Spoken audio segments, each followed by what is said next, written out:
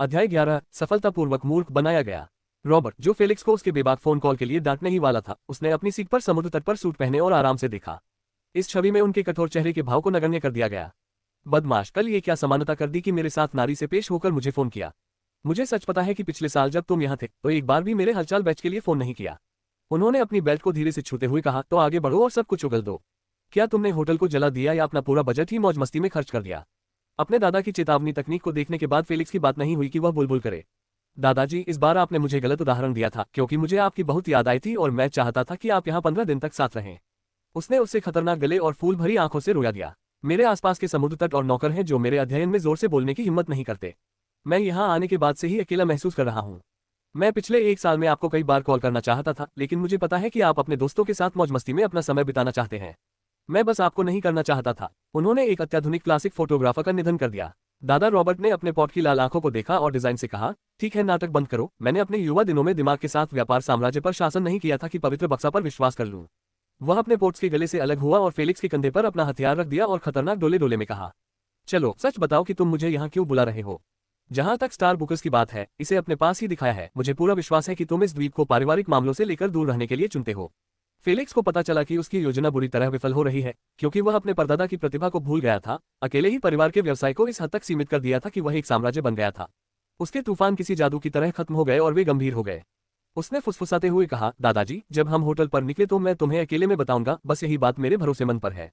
ठीक है, आगे बढ़ो। देखते हैं आपने पिछले साल होटल का मैनेजमेंट कैसे किया था। बेशक, मैंने इस जगह में जो बदलाव किए हैं वे तुम्हें पसंद करेंगे। मेरे पीछे आए, फेलिक्स ने कठोर मुस्कान के साथ उत्तर दिया। 35 मिनट बाद होटल के प्रवेश द्वार के सामने रॉबर्ट ने कांपती हुई उंगली से होटल की ओर इशारा किया, जो ऐसा लग रहा था जैसे किसी भी क्षण ढह जाएगा। तुम बदमाश, तुमने इसे और भी बदतर स्थिति में कैसे पहुंचा दिया? उसने गहरी सांस ली और अपने पोते को घूर कर देखा। आपके पास $30 मिलियन का बजट था। अगर इसका सही इस्तेमाल किया जाए तो आप कम से कम इसे नया और ताज़ा तो बना ही सकते हैं। लेकिन ये क्या बकवास है? इस होटल में प्रवेश द्वार भी नहीं है, ये सिर्फ एक चौड़ा छेद है जहां से कोई भी अंदर आ जा सकता है। क्या आप होटल में रह रहे हैं या गुफा में? बताओ मुझे। फेलिक्स को अपने दादा के स्वागत के लिए इंतजार कर रहे नौकरों की उपस्थिति में इस तरह शर्मिंदा होना थोड़ा शर्मनाक लगा। उसने अपने दादाजी के गुस्से को कुछ हद तक कम करने के लिए खांसते हुए कहा, दादाजी, ये तो सिर्फ बाहरी हिस्सा है। मैंने बजट का अधिकांश हिस्सा अंदर के हिस्से पर खर्च कर दिया है। बस आप मेरे पीछे पीछे अंदर आ जाइए। जैसे ही वे अंदर दाखिल हुए, फेलिक्स ने जोश के साथ उन विलासितापूर्ण वस्तुओं का परिचय देना जारी रखा जिन्हें युवा फेलिक्स ने अपने बजट के कुछ पैसे बर्बाद करके खरीदा था। इस सोफे को देखो, ये शुद्ध कपास और रेशम से बना है और इस पर थोड़ा सा सोने का चूर्ण छिड़का हुआ है। और यह मेज, ये शुद्ध लकड़ी से बनी है, इस पर थोड़ी चांदी छिड़की हुई है। फेलिक्स को बिल्कुल भी पता नहीं था कि वह किस बारे में बात कर रहा था। वह बस उन फर्नीचर का वर्णन करने के लिए मशहूर ऑनलाइन शब्दों का इस्तेमाल करता रहा। बस साले, शुद्ध लकड़ी से तुम्हारा क्या मतलब है? क्या लकड़ी में पत्थर भी मिला हुआ है? और इस छिड़के हुए सोने और चांदी का क्या मतलब है? तुम केक का वर्णन नहीं कर रहे हो? रॉबर्ट ने अपने पोते के बकवास वर्णन से तंग आकर उदास चेहरे के साथ दहाड़ लगाई। वह अपनी छवि या स्वास्थ्य समस्या की परवाह किए बिना चिल्लाते हुए फर्श पर जोर जोर से पैर पटकने लगा। मेरे साथ धोखा हुआ। मैं आपको बताता हूँ कि मेरे साथ बहुत बड़ा धोखा हुआ। मैं एक व्यवसाय हूँ, आपकी माँ एक सामाजिक प्रभाव वाली प्रतिभाशाली है और आपके पिता एक निवेश मकड़ी है जिनकी समझ कभी गलत नहीं हुई। फिर भी आपको हम में से किसी से भी कुछ विरासत में नहीं मिला। यह एक घोटाला है। तुम अपने चचेरे भाइयों की तरह क्यों नहीं हो सकते जो कड़ी मेहनत करते हैं और अपने माता पिता की मदद करने की पूरी कोशिश करते हैं? तुम भी वैसे क्यों नहीं हो सकते? फेलिक्स ने गुस्से से जवाब दिया, क्योंकि मेरे माता पिता नहीं हैं, इसलिए। फिर वह झल्लाते हुए सीढ़ियों की ओर चला गया। आपके दाईं ओर लिफ्ट है, मैं आपसे अपने स्वीट में मिलूंगा। जैक आपको वहां ले जाएगा। रॉबर्ट तुरंत ही स्तब्ध रह गया और उसका मुंह खुला रह गया। उसे समझ में नहीं आया कि वह क्या जवाब दे। चूंकि वह जानता था कि युवावस्था में अपने माता पिता दोनों को खोना या तो किसी व्यक्ति को कठिन परिश्रम करने के लिए प्रेरित कर सकता है या फेलिक्स के मामले में इसके बिल्कुल विपरीत हो सकता है। उसने असहाय होकर आदेश दिया, जैक आगे चलो। फेलिक्स, जो कुछ देर पहले गुस्से में दिख रहा था, सीढ़ियां चढ़ते समय बुरी तरह मुस्कुरा रहा था। उसे पूरा विश्वास था कि वह अपने दादा को द्वीप पर रहने के लिए बिना असली कारण बताए मूर्ख नहीं बना पाएगा, लेकिन अब उसे अपने माता पिता को भी इसमें शामिल करना पड़ा। वह अपने दादा से तब तक नाराज रह सकता था जब तक कि बड़ी अराजकता न आ जाए। रॉबर्ट अपने पोते के साथ अपने रिश्ते को ठीक किए बिना द्वीप छोड़ने की हिम्मत नहीं करेगा। हे, क्या मजाक है। मैं अब कोई बच्चा नहीं रहा जो अपने माता पिता की मौत पर रोता फिरूं। मैंने बहुत पहले ही उनकी मौत को स्वीकार कर लिया था और आगे बढ़ गया था। मैं निश्चित रूप से जानता हूं कि मेरी मां मुझ पर गर्व करेगी और खुशी से तालियां बजाएंगी जब वह देखेंगी कि मैंने अपने दादाजी को बचाने के लिए क्या किया। माँ, शांति से आराम करो। उसने 2 उंगलियां चूमी और उन्हें गर्मजोशी से हवा में दिखाया। आधे घंटे बाद फेलिक्स अपने दादाजी के साथ लिविंग रूम के सोफे पर बैठा था और द इन्विजन डेक नामक फिल्म देख रहा था। दूसरी ओर रॉबर्ट ऐसे बैठा था जैसे कि वह किलो पर बैठा हो। वह एक स्थान से दूसरे स्थान पर हिल रहा था और कुछ बोलने के लिए अपना मुंह खोल रहा था, लेकिन फिर वह एक लंबी सांस लेकर उसे बंद कर देता था। वो तब तक ऐसा करता रहा जब तक फेलिक्स ने चिल्लाकर नहीं कहा, शांत खड़े रहो और फिल्म देखो, यह मेरे लिए बहुत महत्वपूर्ण है। रॉबर्ट ने आज्ञाकारी ढंग से फिल्म पर ध्यान देना शुरू कर दिया, क्योंकि वह फेलिक्स को फिर से परेशान नहीं करना चाहता था। माफ करना दादाजी, यह आपके भले के लिए है। ... 2 घंटे बाद फिल्म का क्रेडिट सीन स्क्रीन पर आ रहा था, जो फिल्म के अंत का संकेत था। रॉबर्ट ने जो कुछ उन्होंने अभी अभी देखा था उसका लाभ उठाकर बातचीत शुरू करने की कोशिश की। यह एक अच्छी फिल्म है। ये दिखाती है कि इंसानों को कभी भी अपनी सुरक्षा कम नहीं करनी चाहिए, क्योंकि कोई नहीं जानता कि बाहर क्या है। कल इस समय हम पर आक्रमण हो सकता है और हम मारे जा सकते हैं। आप कभी नहीं जानते, फेलिक्स ने उदासीनता से जवाब दिया। तुम सही हो, तुम कभी नहीं जानते कि बाहर क्या है। इसलिए एक व्यक्ति को हमेशा अपनी भावनाओं को स्थिर और शांत रखना चाहिए, खुद को नुकसान न पहुंचाने के लिए, अगर ऐसा कुछ हुआ तो। रॉबर्ट ने सहमति में अपना सिर हिलाया और फिर पूछा, तो अब आप क्या करने जा रहे हैं? मैं कुछ फोन कॉल करने जा रहा हूँ, खाद्य भंडार खाली हो रहा है। रॉबर्ट मुस्कुराया। ठीक है, जाओ अपना काम करो, मैं यहीं रहूंगा और टीवी देखूंगा। फेलिक्स ने अपना फोन और जैकेट लिया और सुइट से बाहर चला गया। रॉबर्ट ने रिमोट कंट्रोल लिया और नेटफ्लिक्स मेनू पर क्लिक किया। इसके बाद उन्होंने फेलिक्स की प्लेलिस्ट में वे फिल्में देखी जिन्हें उनके पोते ने देखने का फैसला किया था। क्या बात है, यहाँ 20 से अधिक एलियन आक्रमण फिल्में हैं, यह उनकी नई पसंदीदा शैली होगी। वह ये देखकर हैरान रह गया कि उसके दिमाग को धोने के लिए कितनी सारी एलियन फिल्में बनाई गई थीं, लेकिन उसे इस बात का बिल्कुल भी अंदाजा नहीं था। उनके साथ दोबारा जुड़ने के लिए मुझे उनकी फिल्मों की पसंद को समझना होगा, ताकि हमारे पास बात करने के लिए बहुत कुछ हो। इसके बाद उन्होंने एक फिल्म चुनी और पूरी दिलचस्पी के साथ प्लेलिस्ट को लगातार देखना शुरू कर दिया। ... फेलिक्स वास्तव में भंडारण में भोजन की कमी के बारे में उससे झूठ नहीं बोल रहा था, क्योंकि लीला ने उसे नया भोजन लाने की याद दिलाने के लिए एक संदेश भेजा था। अचानक उसे आने वाली बड़ी अराजकता के बारे में ख्याल आया, और यह भी कि इस दौरान कुछ महीनों में खाद्य पदार्थों की कीमतें बहुत अधिक बढ़ जाएंगी। फेलिक्स को एहसास हुआ कि यह लाभ उठाने का एक अच्छा अवसर है, क्योंकि वह अब सस्ते दामों पर भोजन खरीद सकता है और बाद में द्वीप के पुनर्निर्माण के समय इसका उपयोग शुल्क के रूप में कर सकता है। फेलिक्स का मानना था कि अराजकता के दौरान किसी को कोई आपत्ति नहीं होगी, क्योंकि वह खाली द्वीप पर चला जाएगा जहां भोजन प्रचुर मात्रा में है और अराजक लूटपाट के दौरान सुरक्षा की गारंटी है। और इसलिए उसने जल्दी से ऐसा करने का फैसला किया, लेकिन एक विवेकपूर्ण तरीके से, क्योंकि वह बहुत ज्यादा गड़बड़ी नहीं करना चाहता था। कहीं ऐसा ना हो कि उसके चचेरे भाई उसे नोटिस कर ले और उसके हर कदम पर जासूसी करना शुरू कर दे, या तो उसे बाधा पहुंचाने के लिए या उसके विचारों को चुराने के लिए। यह पारिवारिक परंपरा में एक सामान्य घटना है, क्योंकि यह जूनियरों के बीच एक प्रकार की छिपी हुई प्रतिस्पर्धा है। व्यक्ति को न केवल अपने पुनरुद्धार की योजना पर ध्यान केंद्रित करना चाहिए, बल्कि अपने चचेरे भाई के हस्तक्षेप के प्रति भी सतर्क रहना चाहिए। इसके बाद उसने अपना फोन निकाला और अपनी माँ की सबसे अच्छी दोस्त को फोन किया। रिंग रिंग, कुरकुराहट। एक मधुर आवाज ने गर्मजोशी से उत्तर दिया, हेलो छोटे फेलिक्स, तुम कैसे हो? मुझे तुम्हारी बहुत याद आई। फेलिक्स ने विनम्रता से उत्तर दिया, हाय आंटी मैरी, मैं अभी ठीक हूँ। मैं सिर्फ आपका हालचाल जानने के लिए फोन कर रहा था, साथ ही आपसे एक छोटा सा अनुरोध भी करना चाहता था। आंटी मैरी ने मधुरता से हंसते हुए कहा, तुम कितने विचारशील हो छोटे फेलिक्स। जहां तक तुम्हारे उपकार की बात है तो पहले ही पूछ लो, तुम जानते हो कि हमारे बीच कोई दीवार नहीं है।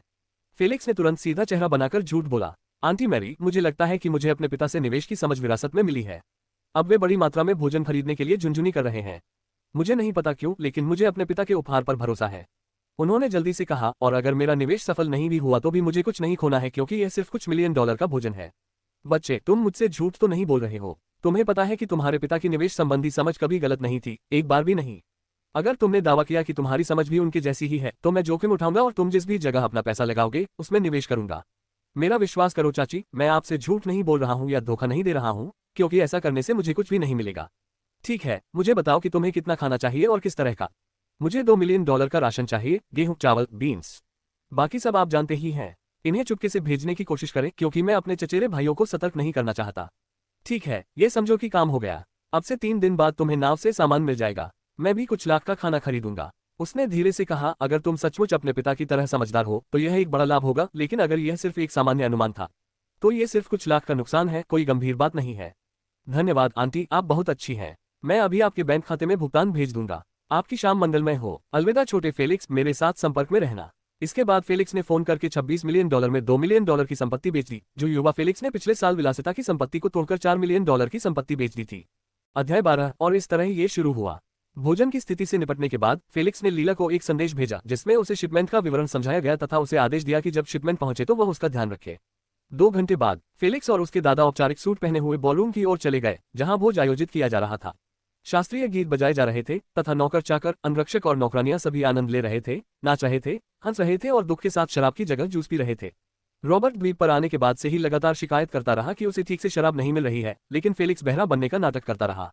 रॉबर्ट को यह नहीं पता था कि फेलिक्स ने स्टोरेज और रसोई में रखी सारी शराब को छिपाने का आदेश दिया था। केवल जैक और वह खुद ही जानते थे कि शराब कहाँ छिपाई गई थी। इसलिए दुख की बात है कि रॉबर्ट को बिना एक घूंट भी पानी पिए अपना दिन गुजारना पड़ेगा।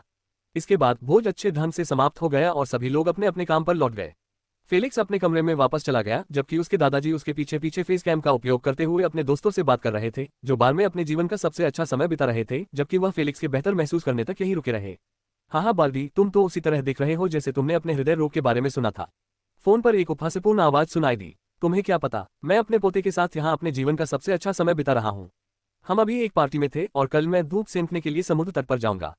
अपने आप को सनक्रीम से ढकना सुनिश्चित करें, अन्यथा आपकी त्वचा अपनी चमक खो देगी और आपको नग्न अवस्था में इधर उधर दौड़ना अच्छा नहीं लगेगा। भाड़ में जाओ बेजामिन, तुम क्या बकवास कर रहे हो? मैं नंगी ही कब भागी। अगर मुझे पता होता कि तुम बकवास करना शुरू कर दोगे तो मैं तुम्हारा फोन नहीं उठाती। अब भाड़ में जाओ। रॉबर्ट ने फोन काट दिया और खुद को समझाने की कोशिश की। उसकी बात मत सुनो बेटा, तुम्हारे दादाजी परिवार में एक सम्माननीय बुजुर्ग हैं, मैं ऐसा क्यों करूंगा? मुझे तुम पर विश्वास है, चिंता मत करो, बस सो जाओ, बहुत देर हो चुकी है। फेलिक्स ने अपना सिर हिलाया। रॉबर्ट अपने कमरे में घुसा, जो फेलिक्स के कमरे के बगल में था, और चिल्ला रहा था, मैं वास्तव में नंगा नहीं भागा। वह मेरे चरित्र को बदनाम कर रहा है। बेजामिन, वह कमीना हमेशा मेरे लिए मुसीबत खड़ी करने की कोशिश करता है। फेलिक्स ने अपनी उंगली होठों पर रखकर उसे चुप करा दिया और अंदर धकेल दिया, फिर दरवाजा बंद कर दिया। मैंने सचमुच ऐसा नहीं किया, आपको मुझ पर विश्वास करना होगा। रॉबर्ट अपने कमरे में भी इस बात से इनकार कर रहा था। फेलिक्स ने अपने शयन कक्ष में प्रवेश किया और दया से भरकर सोचा, दादाजी, सार्वजनिक रूप से नग्न होकर दौड़ने का आपका शौक परिवार में पहले से ही एक खुला रहस्य है, केवल आपको अभी तक इसका एहसास नहीं हुआ है। फिर उसने सोचा, मुझे शक है, तुम्हारी बुद्धि से तुम पहले से ही यह जानते थे, लेकिन फिर भी परवाह नहीं करते। अरे इतने बुरे और इतने विकृत, अगर मेरी माँ जीवित होती और तुम्हें इस तरह देखती तो वह तुम्हें नष्ट कर देती। 3 दिन बाद सुबह के 9 बजे बंदरगाह के पास भारी मात्रा में लाल कंटेनर लेकर एक बड़ा जहाज हॉर्न बजाता हुआ आया।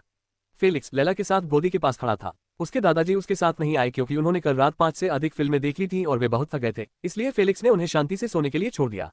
सब कुछ ठीक ठाक देखकर फेलिक्स ने 2 बार ताली बजाते हुए अपने नौकरों को आदेश दिया, आगे बढ़ो और सामान उतारना शुरू करो। हर डिब्बे को उतारने पर तुम्हें $10 अतिरिक्त मिलेंगे, इसलिए जल्दी करो और यह काम जल्द से जल्द खत्म करो। उसका वादा सुनकर निराश सेवकों में तुरंत प्रेरणा उत्पन्न हो गई। उन्होंने लालच से उस जहाज को देखा जो 20 कंटेनर ले जा रहा था और जितना संभव हो सका उतना उतारने के लिए दौड़ पड़े। 3 घंटे बाद में सारा माल बंदरगाह पर उतार दिया गया था। फेलिक्स ने थके हुए नौकरों की ओर देखा और कहा, 1 घंटे का ब्रेक लें, फिर सामान उठाकर गोदाम में ले जाएं। आपके द्वारा डिलीवर किए गए प्रत्येक बॉक्स के लिए आपको $10 का इनाम मिलेगा। इसके बाद उन्होंने लीला को उनकी देखरेख के लिए छोड़ दिया और वे होटल वापस चले गए। धीरे धीरे दिन बीतते गए। फेलिक्स फिल्मों के माध्यम से एलियंस के बारे में जानकारी देकर अपने दादाजी का दिमाग खराब करता रहा। इस बीच वह अपने शरीर को दैनिक आधार पर प्रशिक्षित करते रहे, जब तक कि अंततः उन्होंने सीढ़ियों पर विजय प्राप्त नहीं कर ली। अब वह आसानी से ऊपर नीचे चल सकता है और उसे बस थोड़ा पसीना बहाना पड़ता है। दूसरी ओर द्वीप के पुनर्निर्माण की उसकी योजना पहले ही पूरी हो चुकी थी। वह केवल एक ही चीज का इंतजार कर रहा था, वह थी महान अराजकता का आगमन, ताकि वह अपने दादा को बचा सके और अपनी योजना को लागू करना शुरू कर सके। 15 जून 2024 5:50 PM प्रसारण शुरू होने में केवल 5 मिनट बचे थे। फेलिक्स लिविंग रूम में सोफे पर बैठा था। उसने अपना सिर घुमाया और चिंतित भाव से अपने दादाजी की ओर देखा, जो एलियन शैली की फिल्मों के आदी हो गए थे। यहाँ रहने के दौरान उन्होंने किसी तरह 18 से अधिक फिल्में पूरी कर ली। मैंने शायद अपने दिमाग को बहुत ज्यादा धो दिया है। एलियंस द्वारा इंसानों का कत्लेआम देखने के बाद उसके चेहरे पर जो खुशी दिख रही है, उसे देखकर मुझे कोई संदेह नहीं है कि उसे इस प्रसारण से डर नहीं बल्कि खुशी महसूस होगी। उसने अपने फोन पर नजर डाली तो पाया कि केवल 5 मिनट ही बचे हैं। दादाजी यहाँ आइए और मेरे बगल में बैठिए। रॉबर्ट ने उसे चुप करा दिया और टीवी की तरफ इशारा किया। यह साफ संकेत था कि मुझे परेशान मत करो। फेलिक्स ने आह भरी और उसके बगल में जाकर बैठ गया। समय धीरे धीरे बीतता गया, जब तक कि केवल कुछ सेकंड ही शेष रह गए। फेलिक्स, जो हमेशा अपने चेहरे पर आत्मविश्वास भरा भाव रखता था, अपने मिशन में असफल होने के दुख से पसीना बहाए बिना नहीं रह सका। यदि उसने अपने दादाजी को उन सभी यादों के साथ नहीं बचाया तो वही ईमानदारी से आत्महत्या कर सकता है। अंततः वह क्षण आ ही गया। फेलिक्स ने मन ही मन उल्टी गिनती गिन ली, 3, 2, 1 और लो ये शुरू हो गया। हवा में एक सार्वजनिक हवाई जहाज में, जिसमें 300 यात्री सवार थे। एक बूढ़ा आदमी एक बच्चे के बगल में बैठा था जो उड़ान के डर से कांप रहा था। बूढ़े व्यक्ति ने विनम्रतापूर्वक कहा, चिंता मत करो बच्चे, डरने की कोई बात नहीं है क्योंकि विमानों की 99.999% सफल उड़ानें होती हैं। वे कारों से भी अधिक सुरक्षित हैं। तो बस इससे पहले कि वह अपनी बात पूरी कर पाता, उसके सिर में एक आवाज सुनाई दी, जैसे ऊपर से कोई फरमान आया हो। प्रिय आदिम मानव, हम अलेक्जेंडर किंगडम की स्काउटिंग और प्लांटिंग क्रू हैं, जिसके पास 10 जिले हैं। प्रत्येक में सैकड़ों सौर मंडल हैं। हमने आपके ग्रह की खोज संयोग से की थी जब हमारे इंटरस्टेलर समन्वयक उपकरण में एक छोटी सी जटिलता थी। अब जब हमने अपना परिचय ठीक से दे दिया है, तो चलिए काम पर आते हैं। सुप्रीमेसी गेम्स अलायंस संधि के आधार पर SGA नियमों की पुस्तक में नंबर 12। हम आपके पास मौजूद 3 विकल्पों के बारे में बताने के लिए बाध्य हैं। पहला विकल्प यह है कि आप सिकंदर साम्राज्य के अधीन हो जाएं और अपने शाही परिवार के प्रति शाश्वत वफादारी की शपथ लें, जिससे आप अन्य आक्रमणकारियों से सुरक्षित रहेंगे। दूसरा विकल्प है कि आप मना कर दें और हमारे स्काउटिंग बेड़े द्वारा आक्रमण और लूटपाट करवा दें, और आपकी तकनीक के प्रारंभिक स्तर के आधार पर हमारे आई ने गणना की है कि आपकी जीत की संभावना 0.00000000000001% है, क्योंकि आपके लिए ड्रॉ होने का एकमात्र व्यवहार्य तरीका यह है कि किसी संयोग से सूर्य सुपरनोवा बन जाए और हम दोनों को एक साथ नष्ट कर दे। आखिरी विकल्प सुप्रीमेसी गेम अलायंस में शामिल होना है, जो आपके अस्तित्व को सुनिश्चित करेगा यदि आपने इसके नियमों को नहीं तोड़ा। तीसरे विकल्प के बारे में अधिक जानकारी के लिए आप इसे केवल व्यक्तिगत रूप से प्राप्त कर सकते हैं। आपके पास अपने ग्रह का प्रतिनिधित्व करने के लिए किसी को भेजने के लिए 7 दिन है, ताकि वह हमें अपना अंतिम निर्णय दे सके। आप अंटार्कटिका के मध्य में हमारा अस्थायी बेस पा सकते हैं। यहाँ निर्देशांक 76.299965 148.00300321 है। हम आपसे अच्छी खबर सुनने का इंतजार कर रहे हैं। अब दिमाग का संचार बंद हो जाएगा। बूढ़ा आदमी 30 सेकंड से अधिक समय तक अपने चेहरे पर शून्यता के साथ जड़वत बैठा रहा। कोई भी कुछ नहीं बोल रहा था क्योंकि सभी अपनी सांसें रोके हुए थे। अचानक विमान में दर्द भरी खांसी की आवाजें जोर से गूंजने लगी। खांसी खांसी। एक सफेद बालों वाले बुजुर्ग ने पीड़ा से अपनी छाती पकड़ ली, फिर भी उसकी आंखों में घबराहट के बादल छाए हुए थे। उस खांसी ने सभी को जगा दिया।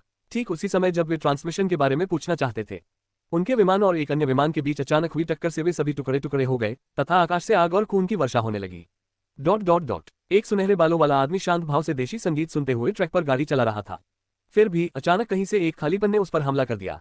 इस बीच उनका ट्रक दर्जनों कारों को कुचलता हुआ आगे बढ़ता रहा, जिससे कारों का भी नियंत्रण खो गया और वे एक दूसरे से जोरदार टक्कर मारने लगी। गैस टैंकों में विस्फोट हो गया, जिससे हवा में धुएं के काले बादल छा गए। लोग अपने परिवार के बचे हुए सदस्यों को पकड़कर रो रहे थे, किसी से भी मदद की भीख मांग रहे थे और 911 पर कॉल कर रहे थे। दुर्भाग्यवश किसी ने भी उनकी बचाव की पुकार का उत्तर नहीं दिया, क्योंकि दुनिया आग और विनाश में तबाह हो चुकी थी। जब वे स्वयं अपनी सुरक्षा सुनिश्चित नहीं कर सके तो दूसरों को बचाने की चिंता कौन करेगा। ... विश्व का प्रत्येक देश, चाहे वह छोटा हो या बड़ा, पूर्णतः अराजकता और अव्यवस्था में था। राष्ट्रपतिगण घंटों तक अचंभित होकर खड़े रहे, क्योंकि उन्हें यह एहसास हो गया था कि जनता पर उनका अधिकार और ताकत अब खत्म होने जा रही है। जबकि कुछ लोग जो अपनी अचंभे से जाग गए थे, उन्होंने प्रकाश की गति से कार्य किया और अपने अधीनस्थों को आगामी अराजकता को रोकने का आदेश दिया। दुनिया का हर नेता अयोग्य नहीं है। ... स्काईपल आइलैंड रिजॉर्ट होटल में स्वीट के लिविंग रूम में फेलिक्स बिना प्रसारण समाप्त होने का इंतजार किए अपने दादा के पास पहुंचा। उसने उनकी कलाई पकड़ी और उनके दिल की धड़कन नापी। जैसा कि उसे डर था, ये धीरे धीरे बढ़ रहा था, लेकिन वह अभी कुछ नहीं कर सकता था जब तक कि प्रसारण समाप्त नहीं हो जाता, क्योंकि सिकंदर का साम्राज्य मानव जाति की कमजोर चेतना बाधा को पार करके संदेश पहुंचाने के लिए हाइव जाति की एक सामान्य तकनीक का उपयोग कर रहा था, और प्रक्रिया पूरी होने से पहले इसमें बाधा नहीं आनी चाहिए, अन्यथा अवरोध टूट सकता है या बदतर स्थिति में टूट सकता है। फेलिक्स ट्रांसमिशन कंट्रोल को बाईपास करने में कामयाब रहा, क्योंकि उसका सोल बैरियर सबसे बेहतरीन में से एक था। आखिरकार ये 2 आत्माओं के संयोजन से बना था और उनमें से एक शीर्ष जाति से थी। 30 सेकंड बाद प्रसारण समाप्त हो चुका था और रॉबर्ट, जिसका हृदय दबाव प्रसारण के दौरान बढ़ रहा था, धीरे धीरे कम होने लगा। फेलिक्स, मैंने इन दिनों बहुत ज्यादा एलियन फिल्में देखी होंगी। मेरे दिमाग में ऐसी आवाजें भी आने लगी हैं जो मुझे बता रही हैं कि अगर हमने कोई विकल्प नहीं चुना तो अलेक्जेंडर किंगडम हम पर हमला करने वाला है या कुछ बकवास। रॉबर्ट ने उलझन भरी नजर से अपनी कनपटी रगड़ी। फेलिक्स ने यह खबर देने की हिम्मत नहीं की कि उसने जो कुछ सुना वह सच था। वह भगवान द्वारा भेजे गए ऐसे अवसर को बर्बाद करने वाला मूर्ख होगा। ठीक है दादाजी, आराम कर लीजिए, अब से फिल्में देखना काफी हो गया। इनसे आपके मानसिक स्वास्थ्य पर बहुत बुरा असर पड़ने लगा है। मुझे लगता है तुम सही हो, मैं सचमुच बूढ़ा हो रहा हूँ। फेलिक्स ने उसे अपने शयन कक्ष में ले जाकर कहा, आज रात तुम यहीं सो जाना, अपने कमरे में वापस जाने की कोई आवश्यकता नहीं है। मैं अतिथि कक्ष में सो जाऊंगा। सभी ठीक, शुभ रात्रि। फेलिक्स ने सौम्य मुस्कान के साथ उत्तर दिया, शुभ रात्रि दादाजी। पहला कदम सफल रहा। अब मुझे बस उसे दीर्घायु औषधि देनी है जो उसके हृदय रोग को ठीक कर देगी और उसे जीने के लिए अतिरिक्त शताब्दियां प्रदान करेगी। उसने राहत की सांस ली और अपना फोन निकालकर लीला को फोन करने की योजना बनाई। अध्याय 13, योजना का आरंभ। लाइन कनेक्ट होने के बाद उन्होंने तुरंत उसे होटल हॉल में सभी को इकट्ठा करने के लिए कहा। फिर उसने फोन रख दिया और अपनी आंटी मैरी को फोन करके बताया कि 30 मिनट में वह उसे फिर से फोन करके कुछ दिखाएगा। जब उसे अपनी चाची से स्वीकृति का एक शब्द मिला, जो बाकी लोगों की तरह ही घबरा रही थी, तो उसने फोन रख दिया। अंततः समय आ गया है कि आगामी आर्थिक मंदी से लाभ उठाने के लिए आवश्यक जनशक्ति की तैयारी शुरू की जाए। यह अराजकता अधिकतम 2 महीने तक ही रहेगी, उसके बाद विश्व के नेता ब्रह्मांड के बारे में सारी जानकारी साझा करना शुरू कर देंगे। इसलिए उन्हें अपनी योजना के क्रियान्वयन में तेजी लानी होगी। 30 मिनट बाद होटल के हॉल में फेलिक्स एक कुर्सी पर खड़ा था और उसने अपना फोन स्पीकर पर लगा रखा था। वह अपने सामने खड़े भयभीत और हैरान होटल कर्मचारियों को देख रहा था। उसने अपनी आवाज ऊंची की और अपना भाषण शुरू किया, जिससे शायद वे नौकर उसके पक्ष में हो जाएं। मैं जानता हूं कि हर कोई अभी भी मौजूदा बेतुकी घटना को लेकर सदमे और भ्रम की स्थिति में है। आप शायद पहले ही यह समझ चुके होंगे कि पूरे ग्रह पर हर किसी ने एक ही समय में प्रसारण सुना है, जिसके परिणामस्वरूप बहुत अराजकता हुई और कई निर्दोष लोगों की मौत हो गई। भीड़ की प्रतिक्रिया देखने के लिए वह कुछ सेकंड के लिए रुके और उसी गति से आगे बढ़ते रहे। हम मनुष्यों को जो विकल्प दिए गए हैं, उनमें से तीसरा विकल्प सबसे अधिक व्यवहार्य है। मुझे विश्व नेताओं पर भरोसा है कि वे सही निर्णय लेंगे और उनके साथ युद्ध की घोषणा नहीं करेंगे। इसका मतलब है कि अज्ञात भविष्य का डर अब तक दूर हो जाना चाहिए, और जिन लोगों की आंखों और निर्णय पर भय का पर्दा नहीं पड़ा है, उन्हें केवल लाभ उठाने के अवसर ही दिखाई देंगे। फिर उन्होंने उनके तनाव को कम करने के लिए धीरे से मुस्कुराते हुए कहा, लेकिन हर कोई इतनी दूर तक नहीं देख पाएगा। लोग केवल वही देखेंगे जो उनके पास है, और अब वे जो देख रहे हैं वह एक निराशाजनक स्थिति है, जहां उनका जीवन उनके देश के नेताओं के हाथों में है, जिन पर उन्होंने कभी भरोसा नहीं किया या प्यार नहीं किया, और साथ ही हमलावर जाति के हाथों में है, जो उन्हें जब चाहे मार सकते हैं। उसने अपने सिर पर उंगली उठाई और चिंतित सा अभिनय किया। इस समय नागरिकों के दिमाग में यह सवाल है कि क्या कोई दूसरा संक्रमण होने वाला है?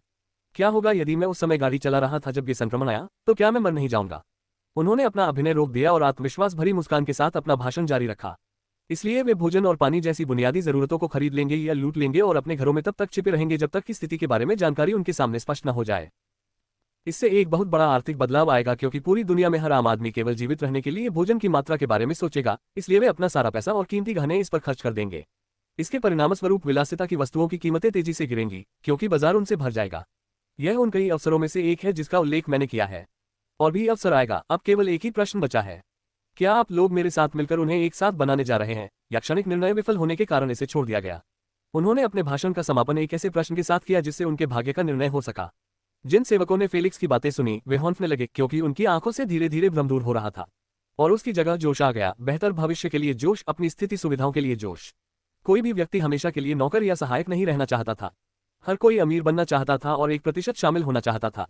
दुख की बात यह है कि विश्व के स्रोत पहले ही बिना किसी टुकड़े के विभाजित हो गए हैं, लेकिन अब उनका एक नया मामला सामने आया है। अब समय आ गया है कि मोटापा और डरना बंद करके बस काम कर दिया जाए। और इसलिए एक नए उज्जवल भविष्य को देखकर सभी ने हवा में हाथ से बने सामान के साथ उत्साहपूर्ण भावनाओं को व्यक्त किया। उन्हें अमीर बनने से कोई रोक नहीं सकता। फेलिक्स ने सभी को देखकर मुस्कुराकर उनका उत्साह बढ़ाया। उसने अपने मन से क्रोध और नकारात्मक भावनाओं को बाहर निकाल दिया। 2 मिनट बाद नौकर शांत हो गए और फेलिक्स के सामने झुककर सम्मानपूर्वक बोले, कृपया हमारा मार्गदर्शन करें युवा स्वामी। आज हम कुछ नहीं करेंगे क्योंकि अराजकता अभी शुरू हुई है, लेकिन 7 दिन बाद जब विश्व के नेताओं ने अपना पद तय किया तब हम अपना कदम उठाएंगे, क्योंकि मेरा मानना है कि नेता पहले जानकारी इकट्ठा करेंगे ताकि आम लोगों से भी बात की जा सके, कुछ लाभ प्राप्त हुआ जा सके। उन्हें देखकर उन्होंने तुरंत कहा, लेकिन मुझे संदेह है कि वे बहुत आगे बढ़ेंगे, क्योंकि वे कोई भी विकल्प नहीं चुनेंगे। उन्हें ग्रह के भविष्य की योजना बनाना होगा और इससे उनका समय और ऊर्जा अन्य विषयों पर ध्यान केंद्रित करने में खर्च होगा। और फिर हम हमला करेंगे। मुख्य रिजॉर्ट होटल के पुनर्निर्माण के लिए आवश्यक सभी विलासिता सुविधाओं के लिए $20 मिलियन का उपयोग होगा। फिर उसने लालची भारी सहयोगियों के सामने एक एक करके उन सभी का नाम बताया। मुझे सोना, चांदी, रत्न, पत्थर और सबसे अच्छी लकड़ी चाहिए। मुझे परवाह नहीं है कि वह बनूस की लकड़ी है या चंदन की, मुझे सब चाहिए। जब हम सभी मूल्यवान सामग्री बनाते हैं तो हम सामग्री निर्माण शुरू कर देते हैं। उसने अपना ध्यान अपने फोन पर लगाया, जहां उसकी चाय पूरे समय ध्यान से सुन रही थी। चाची, मुझसे अपने संपर्कों का उपयोग करने और हमें सभी सामग्री लाने और फिर उन्हें डिस्प्ले द्वारा शिपमेंट करने की आवश्यकता है।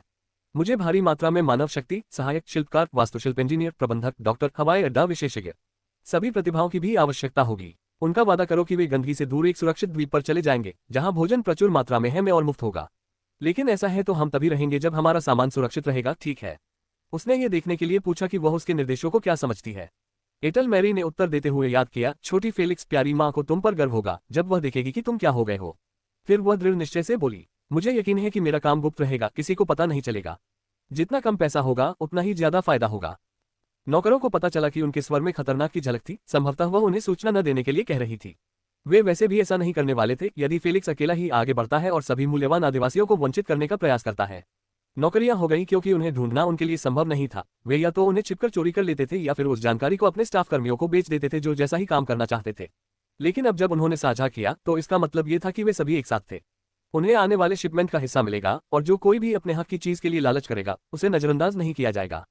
फेलिक्स ने उन पर नजरें जमाते हुए निर्देश दिए, आपका काम सबसे कठिन होने वाला है क्योंकि मेरे पास जनशक्ति पर नजर रखने के लिए केवल आप लोग ही भरोसा करते हैं। उन्होंने चेतावनी दी, वे बहुमूल्य सामग्री चुराने की पूरी कोशिश करेंगे और आपका काम हर दिन उनकी निगरानी करना है, और यदि वे नियमों से बाहर गए हैं तो उन्हें सीखना है। यदि द्वीप का पुनर्निर्माण सफल हो रहा है तो ये दुनिया का सबसे शानदार द्वीप बन जाएगा और इसमें केवल कुलीन लोगों को ही जाना होगा। और इस सब के बाद दिवाली वैल्यू होटल के मुनाफे का 5% हिस्सा है। जब मैं इस प्रभावशाली प्रोजेक्ट को रिकवरी देता हूं तो मुझे 49% का मुनाफा मिलता है। और अगर सब कुछ ठीक है तो उम्मीद है कि आप दुनिया भर में द्वीप भर सकते हैं में प्रसिद्ध हो जाएगा और हर साल अरबों से अधिक होगा। इसका मतलब यह है कि हर साल 5% कम से कम $100 मिलियन का योगदान होगा। लेकिन ये 5% निर्माण और पुनर्निर्माण की प्रक्रिया के दौरान योगदान के आधार पर विभाजित किया जा रहा है। यदि आप अच्छा करते हैं तो आपको 1% भी प्राप्त हो सकता है, जबकि अन्य 4% साझा करते हैं। लेकिन यदि आप चोरी करते हैं तो लगभग 5% भूल जाओ, पेंटर कुछ भी नहीं मिलेगा।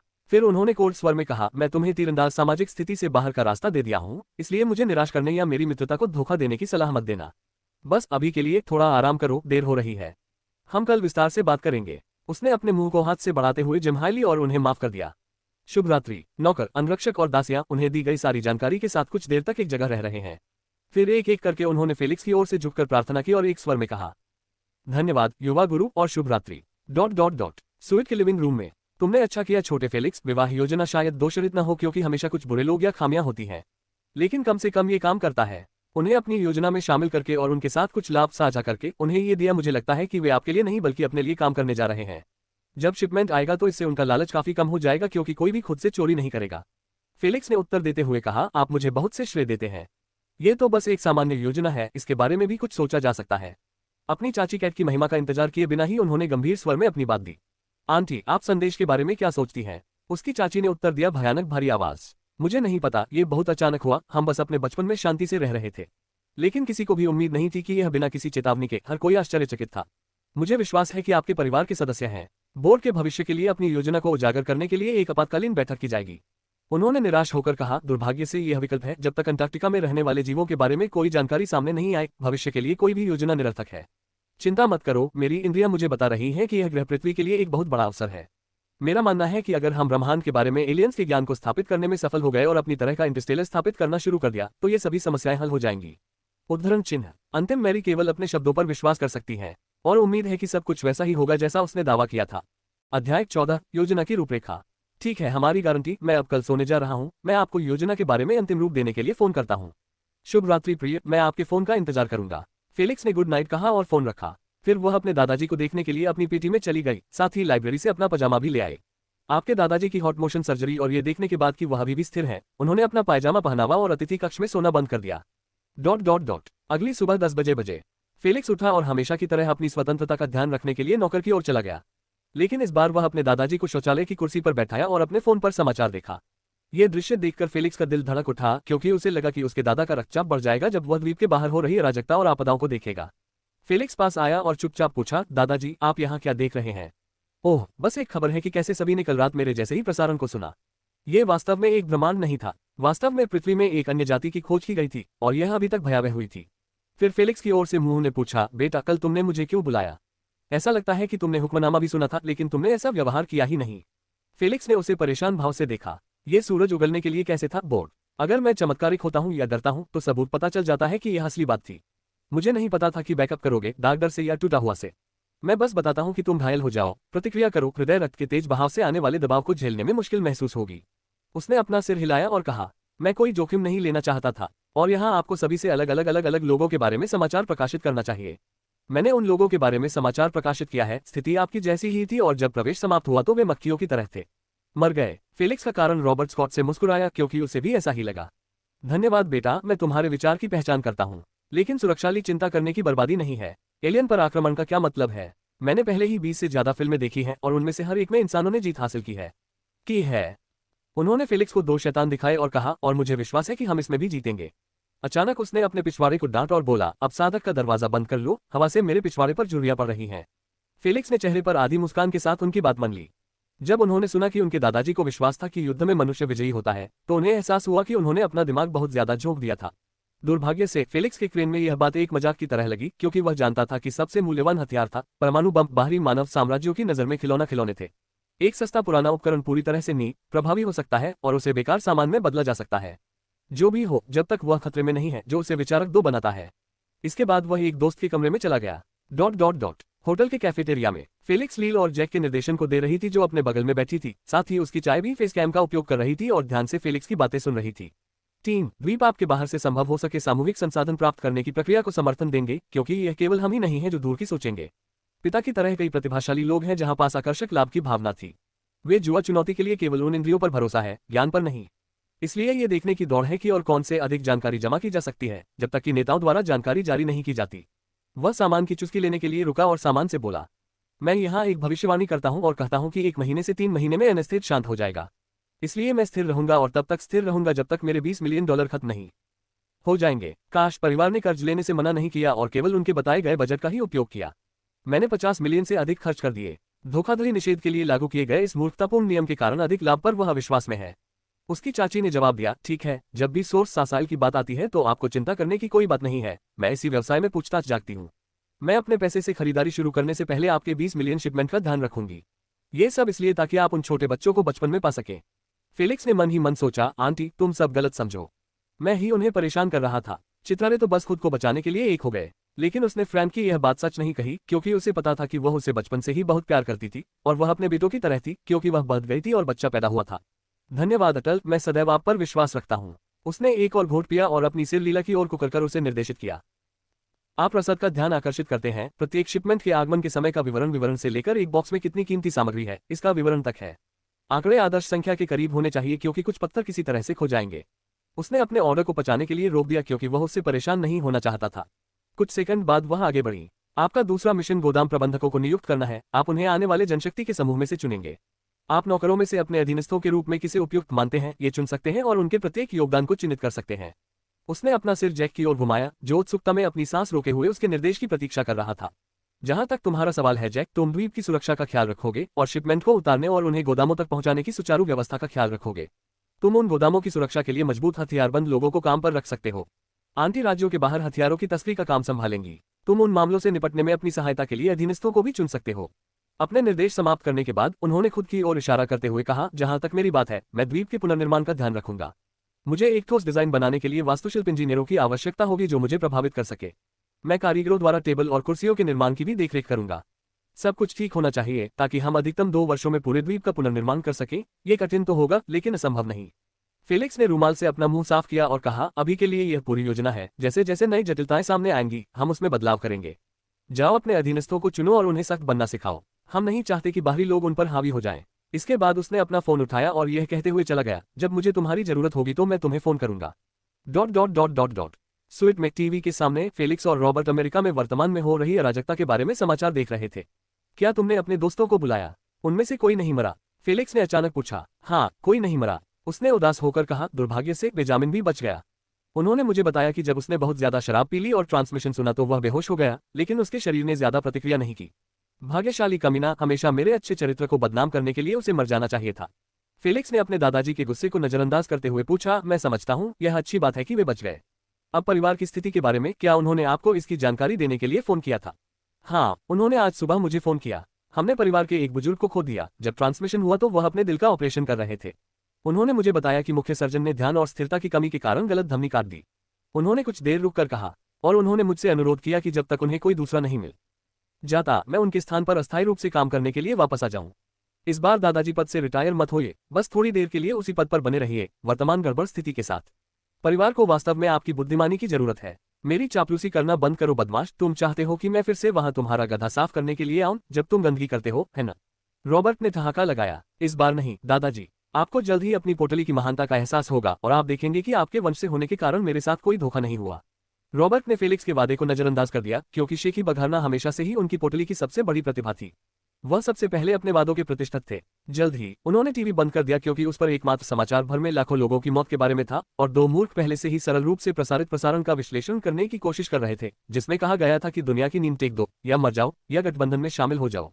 ठीक है, मैं कपड़े पहन लूंगा, मैं 1 घंटे में निकल रहा हूँ। मेरे जाने के बाद होटल को मत जलाना। फेलिक्स ने बस हंसते हुए कहा, चिंता मत करो, जब तुम इसे देखोगे तो इसमें आग लग जाएगी। भव्यता के अपने विचार में रॉबर्ट ने उसे अपने कमरे में रहने के लिए घर पर देखा और मकान बनाया। अध्याय 15 संयुक्त राष्ट्र का निर्णय। 5 दिन बाद संयुक्त राष्ट्र की बैठक में 195 में राष्ट्रपति, मोरक्को जैसे राज्यों के राजा और संयुक्त राष्ट्र के प्रतिनिधियों ने प्रसारण के दौरान अपने राष्ट्रपतियों को दिया था। ताले पर बैठे थे और अपने सामने मंच की ओर देख रहे थे, जैसे वे किसी तरह के मंच पर थे बैठा हूं। वे यहाँ व्यक्तिगत रूप से एकत्रित थे, हालांकि वे अपने गुप्तचर सचिवों को ही भेज सकते थे, जिसका उद्देश्य अपने आक्रमणकारियों के साथ साथ अपने लोगों के प्रति भी किसी न किसी प्रकार की शक्ति और साहस का प्रदर्शन करना था। दुख की बात यह है कि किसी को भी अपनी राजनीतिक चालबाजी की परवाह नहीं थी।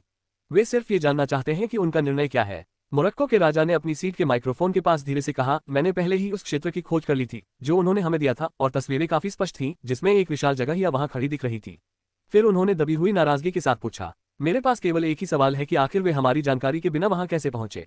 जर्मनी के राष्ट्रपति ने अपना माइक्रोफोन बंद करने की इच्छा व्यक्त की। फिर उन्होंने समझदारी से इस केस पर अपनी राय भी जोड़ दी। संभवतः हमने उनके यान को पहली बार देखा, इसका एकमात्र कारण यह है कि उन्होंने हमें इसका विवरण दिया है। नवीनतम में इस तरह के उन्नत अंतर को पाटने के लिए युवाओं से लेकर सहस्रबियों तक की कड़ी मेहनत की आवश्यकता है। इसके अलावा कौन जानता है, क्या उनके पास सिर्फ यही है या उनकी फ्लैट का एक छोटा सा अंतरिक्ष यान है। वह अपने साथियों की प्रतिक्रिया देखने के लिए कुछ सेकंड के लिए रुकी, और जैसा कि वह चाहती थी, उनमें से अधिकांश नेकअप में अपना सिर हिलाया। उन्होंने इस अवसर का लाभ उठाया और अपने साम्राज्य को आगे बढ़ाया। संभवतः इसका उपयोग हम पर आक्रमण करने के लिए किया जाता है ताकि हम उन्हें हम पर आक्रमण करने का एक कारण दे सके, उनके द्वारा पहले से निर्धारित सर्वोच्चता खेल गठबंधन की सहमति के बिना। इसलिए मेरा मानना है कि यह हमारा सबसे अच्छा हित में है कि हम उनके राज्य में शामिल हो जाएं और जो कुछ भी हम कर सकते हैं उसे जब्त कर लें, और फिर जब हम उनकी शक्ति तक पहुंचेंगे तो हम विद्रोह कर देंगे। उन्होंने डीप अर्थ ली और अपना फाइनल मत दिया। मैं पहला विकल्प समर्थकों के लिए वोट हूँ। उत्तर कोरिया के राष्ट्रपति ने डिजाइन से दिया जवाब, आपने जो कुछ भी कहा है वह अद्भुत विनाश है। कौन जानता है कि वे हमसे बिना हथियार के हथियार लेने के लिए बाहर से सख्ती से व्यवहार कर रहे हैं। मेरा सुझाव है कि 20 परमाणु बमों का इस्तेमाल करके उनकी हत्या पर हमला किया जाए। बहुत शक्तिशाली ताकतों को निश्चित रूप से नष्ट कर दिया जाएगा। किसी ने भी अपनी बात नहीं काटी या अपनी बात नहीं कही, उन्होंने उन्हें अपनी बात बताई। यदि उनके पास केवल वह जहाज होता तो हम जीत जाते, लेकिन यदि उनके पास एक बेड़ा होता जैसा कि आप कहते हैं, इसमें चिंता की कोई बात नहीं है, क्योंकि हमने वर्षों के दौरान सावधानीपूर्वक सैकड़ों हजारों परमाणु बम बनाए हैं, और यदि हम एकजुट होकर अपने परमाणु बमों को एक साथ रख दें तो हमारे जीतने की संभावना बहुत अधिक है। उन्होंने अपने चारों ओर नजर घुमाए और पाया कि अधिकांश लोग उनकी रणनीति से असहमति जताते हुए अपना सिर हिला रहे थे। उनका कायरतापूर्ण व्यवहार देखकर उसके माथे पर क्रोध की नसें तन गईं। वह अचानक उठ खड़ा हुआ और गुस्से में मेज पर जोर से पटक दिया। हमने उन बमों को सिर्फ गोदामों में धूल जमा करने के लिए नहीं बनाया था। हम स्वास्थ्य कारणों से एक दूसरे पर उनका इस्तेमाल करने से बहुत डरते थे, लेकिन अब हमारे अस्तित्व को आक्रमणकारियों से खतरा है। तो अगर अभी नहीं तो फिर कब? उन्होंने आखिरी भाग में पागलों की तरह दहाड़ लगाई। फिर भी कुछ राष्ट्रपति उनके पक्ष में सिर हिला रहे थे। उन्होंने अपने आप को शांत किया और अपना सूट ठीक किया, फिर वापस बैठे और अपना अंतिम मत दिया। मैं दूसरे विकल्प के लिए वोट देता हूँ। इसके तुरंत बाद दोनों पक्ष अपनी अपनी बातों पर जोर जोर से बहस करने लगे, मानो वे संसद में हो। हर कोई अपनी पसंद के फायदे पेश करता है, फिर भी जल्द ही उन्हें विपरीत पक्ष द्वारा खारिज कर दिया जाता है। जापान के राष्ट्रपति ने इस बर्बर दृश्य को देखा और अपना माइक्रोफोन लेकर खड़े हो गए। उन्होंने माइक्रोफोन के सिर पर हल्के से मारा, कान फाड़ने वाली आवाजें निकालकर उनका ध्यान आकर्षित किया। यह देखने के बाद कि सभी शांत हो गए हैं, उन्होंने शांतचित्त होकर उन्हें भूले हुए तीसरे विकल्प के बारे में बताया। ईमानदारी से कहूं तो आप लोग पहले से ही जानते हैं कि यह एक निराशाजनक युद्ध है। वे हमारी तकनीक से लेकर हमारी संस्कृतियों तक हमारे बारे में सब कुछ जानते हैं, और मुझे यकीन है कि उन्होंने संभवतः हमारे इंटरनेट पर पूर्ण डेटा स्कैन किया होगा और हमारे सबसे गोपनीय रहस्यों को हैक किया होगा। विश्व के नेता बिना किसी व्यवधान के उनकी सम्मानजनक राय सुनने के लिए बैठ गए। जापान के राष्ट्रपति ने यह दृश्य देखने के बाद अपनी बात जारी रखी। उन जैसी जाति के लिए अंतरतारकीय यात्रा करना, हमारे आदिम फायरवॉल को तोड़ना मुश्किल नहीं होगा। वे अंधेरे में छिपे हुए हैं और हमारी हर हरकत पर नजर रख रहे हैं, जबकि हमें नहीं पता कि वे कौन हैं और कैसे दिखते हैं। यहाँ तक कि बाहरी अंतरिक्ष में 10 जिलों को नियंत्रित करने की उनकी बातों पर भी संदेह है। हमें नहीं पता कि यह सच है या वे हमें अपने अधीन करने और अपने साथ शामिल करने के लिए झूठ बोल रहे हैं। उन्होंने निराश होकर आह भरी और एक उंगली उठाते हुए अपना अंतिम निष्कर्ष निकाला। इससे हम आसानी से यह निष्कर्ष निकाल सकते हैं कि हमारे पास पहले से ही 3 विकल्प नहीं थे।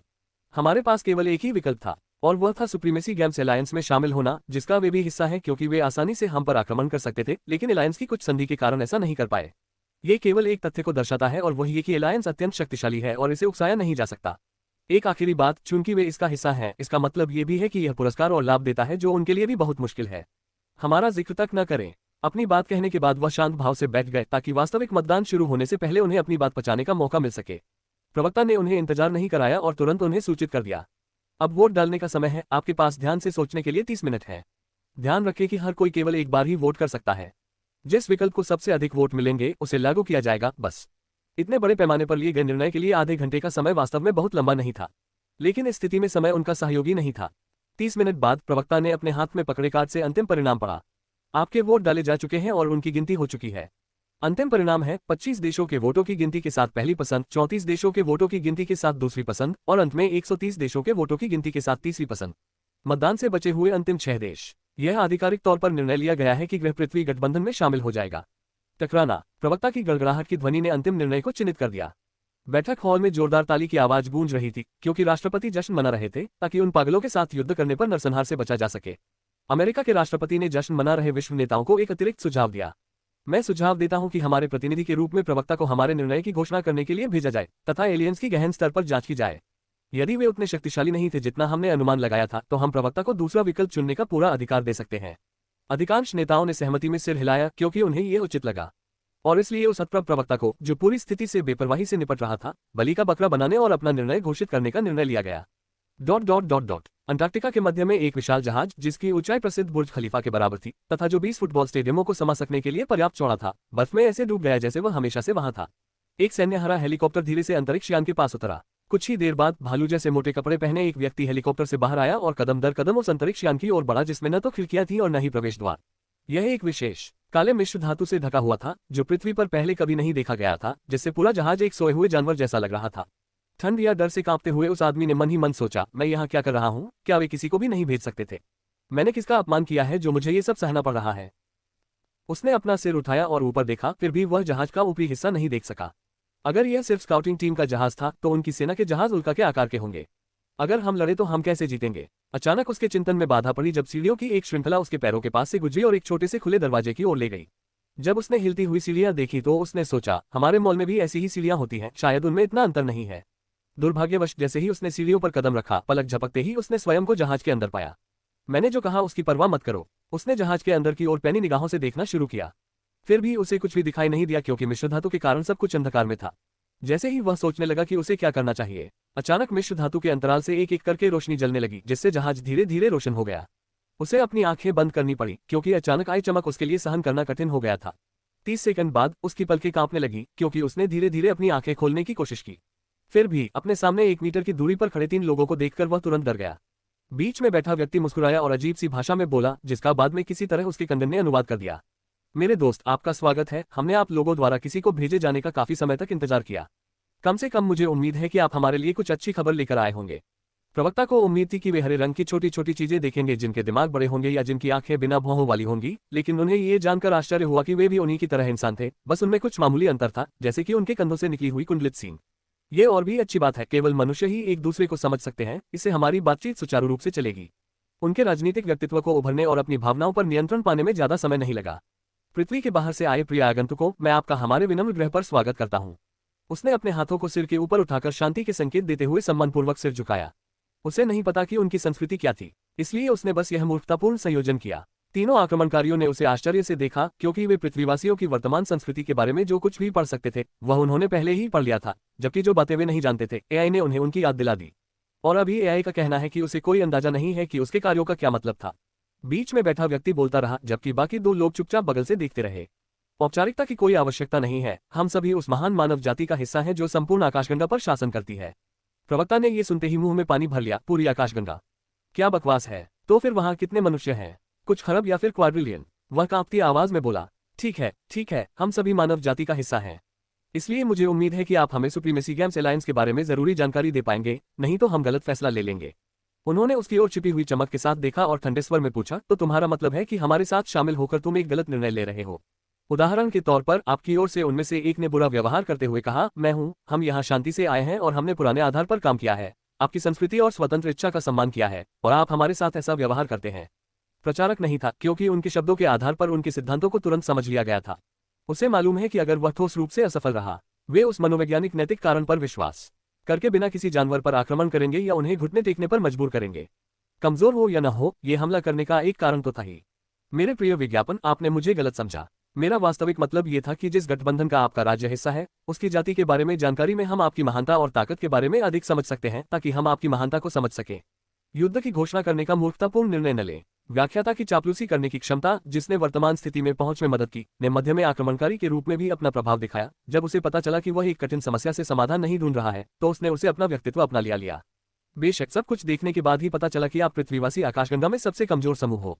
फिर उन्होंने उपदेशक के कंधे को थपथपाया और उनके नमूने से निर्देश दिया, मेरे पीछे आओ ताकि मैं हमारे और जाति के बीच के ब्रह्मांडीय अंतर के बारे में बता सकूं।